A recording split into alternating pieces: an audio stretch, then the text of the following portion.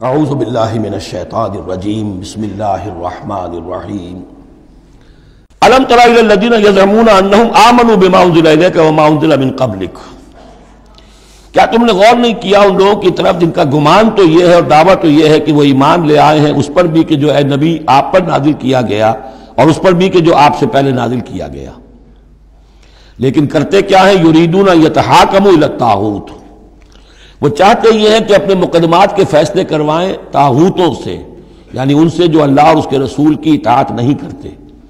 اگلی آیت پہلی جو تھی، جو اللہ اور اس کے رسول کی اطاعت پر کاربند ہو گیا وہ طاغوت سے خارج ہو گیا، جو اللہ اور اس کے رسول کی اطاعت کو قبول نہیں کرتا وہ طاغوت ہے، وہ طغا، وہ اپنے حد سے تجاوز کر گیا۔ تو گویا کہ غیر مسلم جو اللہ اور اس کے رسول کے احکام کا پابند نہیں وہ طاغوت ہے۔ یریدون یتحاکموا الی الطاغوت وقد امروا ان یکفروا بہ، وہ اپنے مقدمات لے کر جاتے ہیں طاغوت کے پاس حالانکہ انہیں حکم دیا گیا ہے کہ ان کا کفر کریں۔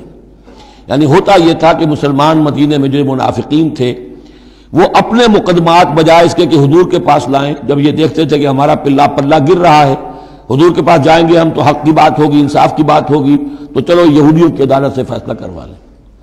ایک یہودی کا اور ایک مسلمان کا جھگڑا ہوا اور اس میں یہ مسئلہ اٹھ کھڑا ہوا۔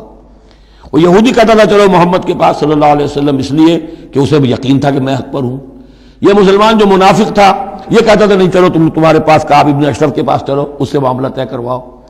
بہرحال اس کے بعد ہوا یہ کہ حضور کے پاس وہ یہودی لے آیا، حضور نے فیصلہ کر دیا اس کے خلاف۔ اب اس نے کہا اچھا چلو دیکھو آپ بھی عمر سے اور بات کرتے ہیں۔ حضرت عمر سے آ کے بات کی، امید کی کہ شاید وہ جب میرا لحاظ زیادہ کریں، میں مسلمان ہوں۔ وہ یہودی نے بتا دیا حضور تو یہ فیصلہ کر چکے میرے حق میں اور یہ پھر یہ یہاں آیا ہے۔ انہوں نے آؤ دیکھا نہ تاؤ تلوار لی اور گردن اڑا دی کہ جو محمد کے فیصلے پر راضی نہیں اور مجھ سے فیصلہ کروانا چاہتا ہے اس کا فیصلہ یہ ہے۔ اس پر واویلا مچایا، آئے چیختے چلاتے ہوئے اس کے گھر والے، اس کے اہل و عیال کہ ہم تو بس یہ چاہتے تھے کہ کچھ مصالحت ہو جاتی، آپ نے فیصلہ دے دیا تھا تو کوئی مصالحت ہو جاتی تو اچھا تھا، راضی نامہ ہو جاتا، اس لیے گئے تھے۔ وہ واقعہ ہے جو بیان ہو رہا ہے۔ وَيُرِيدُ الشَّيْطَانُ أَن يُضِلَّهُمْ ضَلَالًا بَعِيدًا، شیطان چاہتا ہے کہ انہیں گمراہ کر دے، بہت دور کی گمراہی میں ڈال دے۔ وَإِذَا قِيلَ لَهُمْ تَعَالَوْا إِلَىٰ مَا أَنزَلَ اللَّهُ وَإِلَى الرَّسُولِ، اور جب ان سے کہا جاتا ہے کہ آؤ اس چیز کی طرف جو اللہ نے نازل فرمائی اور آؤ رسول کے پاس چلو، مقدمہ طے کراؤ۔ رَأَيْتَ الْمُنَافِقِينَ يَصُدُّونَ عَنْكَ صُدُودًا، تو اے نبی آپ دیکھتے ہیں کہ یہ منافق رکتے ہیں آپ کے پاس آنے سے کنی کتراتے ہیں۔ صدا یصدو یہ میں عرض کر چکا ہوں، رکنے کے معنی میں بھی ہے، روکنے کے معنی میں بھی ہے۔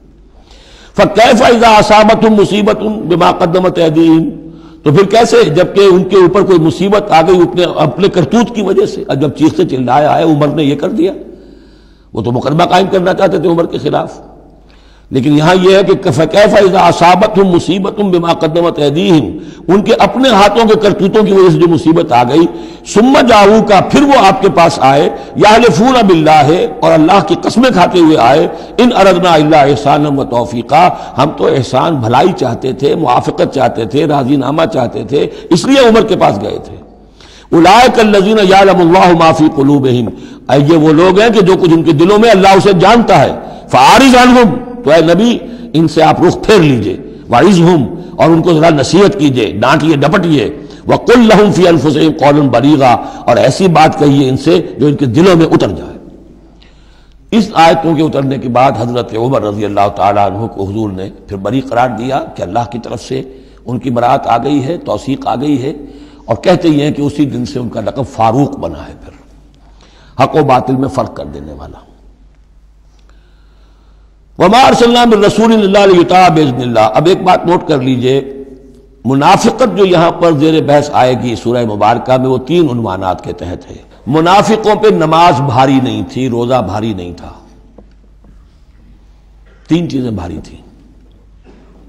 ایک رسول کی اطاعت، اور یہ بڑی نفسیاتی بات ہے، رسول انسان ہے، ہم جو رسول کی اطاعت کرتے ہیں تو رسول ہمارے لیے ایک انسٹیٹیوشن کی حیثیت رکھتے ہیں صلی اللہ علیہ وسلم۔ 2 ہاتھ 2 پاؤں 2 آنکھوں والا رسول ہمارے پاس موجود نہیں ہے، ان کے سامنے انسان موجود تھا، اس کے بھی 2 ہاتھ ہیں، اس کے بھی 2 پاؤں ہیں، اس کی 2 آنکھیں ہیں۔ انسان کی اطاعت کرے یہ بہت مشکل ہے، جیسا کہ جماعتوں میں ہوتا ہے۔ امیر کی اطاعت سے زیادہ بھاری کام کون سا ہے؟ بڑا مشکل کام۔ اپنی رائے کو پیچھے ڈالیں تو امیر کی رائے پر چلیں. ایک تو ان کے جس کے دل میں یقین تھا کہ یہ محمد صلی اللہ علیہ وسلم، یہ محمد ابن عبداللہ تو ہیں جنہیں ہم دیکھ رہے ہیں، لیکن حقیقتاً میں جو ایمان لایا ہوں وہ محمد الرسول اللہ پر لایا ہوں کہ اللہ کے رسول ہیں. تب تو بات ہو جائے. لیکن جن کے دلوں میں یہ یقین نہیں تھا یا کمزور تھا، ان کے لیے حضور کی شخصی اطاعت بڑی بھاری تھی، بڑی کٹھن تھی. یہ بعض مواقع پر وہ کہتے تھے کہ یہ جو کچھ کہہ رہے ہیں اپنے پاس سے کہہ رہے ہیں، کیوں نہیں سورت نازل ہو جاتی، کیوں نہیں آیت نازل ہو جاتی. اور سورہ محمد اسی انداز میں نازل ہوئی ہے کہ پھر اللہ نے کہا اچھا لو پھر یہ آیت ہم نازل کر دیتے ہیں قتال کی. وہ یہ کہتے تھے یہ محمد نے خود اپنی طرف سے اقدام کر دیا. دوسری چیز جو کٹھن تھی وہ تو کٹھن ہے قتال، اللہ کی راہ میں جنگ کے لیے نکلنا خطرہ ہے، مرحلہ سخت ہے اور جان عزیز. اور تیسری چیز ہجرت. اب ہجرت میں منافقین مدینہ نہیں، منافق جو اور تھے گردا گرد کے اور مکے میں جو تھے ان کا ذکر آئے گا اب آگے. گھر بار چھوڑ کر خاندان والوں کو چھوڑ کر نکل جانا آسان کام نہیں. اب سب سے پہلے اطاعت رسول، اس کی کیا اہمیت ہے. وما ارسلنا من رسول الا لیطاع باذن اللہ، تو ہم نے نہیں بھیجا کسی رسول کو مگر اس لیے کہ اس کی اطاعت کی جائے اللہ کے حکم سے. وَلَوْ أَنَّهُمْ ظَلَمُوا أَنفُسَهُمْ، اور اگر انہوں نے جب اپنے اوپر ظلم کیا تھا، انفسہم جاؤ کا اگر وہ آتے اے نبی آپ کے پاس، فاستغفر اللہ، اور اللہ سے بھی استغفار کرتے، واستغفر لهم الرسول، اور رسول بھی ان کے لیے استغفار کرتے اللہ سے، وجد اللہ توابا رحیما، تو وہ پاتے کہ اللہ تعالیٰ تو توبہ کا قبول فرمانے والا اور رحیم ہے. فلا وربک لا یؤمنون، تو نہیں تیرے رب کی قسم یہ ہرگز مومن نہیں ہو سکتے، حتیٰ یحکموک فیما شجر بینہم، جب تک کہ یہ آپ کو حکم نہ مانے ان تمام معاملات میں جو ان کے مابین پیدا ہو جائیں. کوئی چوائس نہیں ہے. جو بھی جھگڑا ہے، جو اختلاف ہے، جو بھی مسئلہ ہے، اس میں آپ کو حکم اگر نہیں مانتے تو تیرے رب کی قسم یہ مومن نہیں ہے. یہ انداز دیکھیے، اس کا جلال دیکھیے.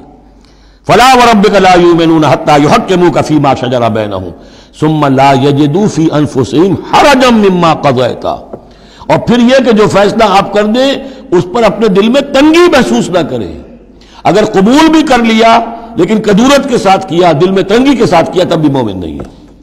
وَيُسَلِّمُوا تَسْلِيمًا، اور سر تسلیم خم کریں جیسے کہ سر تسلیم خم کرنے کا حق ہے. صدق اللہ العظیم.